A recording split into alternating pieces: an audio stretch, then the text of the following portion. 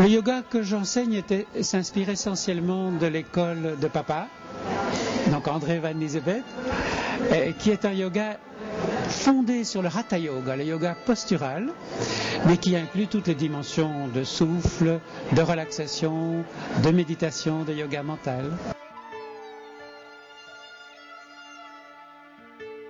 Le yoga traditionnel, c'est celui que nous faisons. Ce qui est différent, ce qui est peut-être, pour certaines écoles, ce qui est peut-être différent, c'est la pédagogie, c'est la manière de le transmettre. Il dépend donc des personnes, de l'enseignant et du contexte. Et, par exemple, le yoga va se travailler dans un hôpital, va se travailler dans une école, s'adapter à des enfants. Ces choses-là n'existent pas dans la tradition indienne. Mais ça n'exclut pas d'être tout à fait rigoureux et dans le contenu et dans les valeurs du yoga. Il y a déjà eu des succès et des grands intérêts pour l'Orient et le yoga en particulier.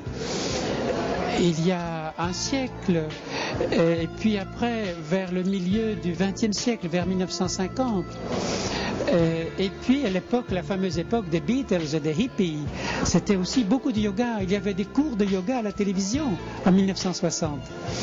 Et puis il y a eu un creux, un down, puis maintenant de nouveau beaucoup d'intérêt pour le yoga. Les raisons sont multiples. Le yoga fait partie des techniques de santé et d'hygiène. Le yoga, c'est aussi en rapport avec un intérêt pour, je dirais au sens large, l'écologie.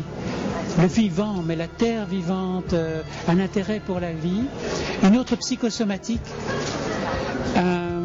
La vie stressante actuellement, la mise en évidence aussi d'une grande possibilité d'explorer la vie intérieure.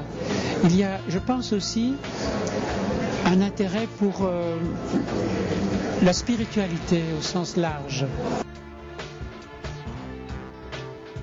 On peut introduire le yoga, mais vraiment très concrètement, dans de petites séquences de vie quotidienne.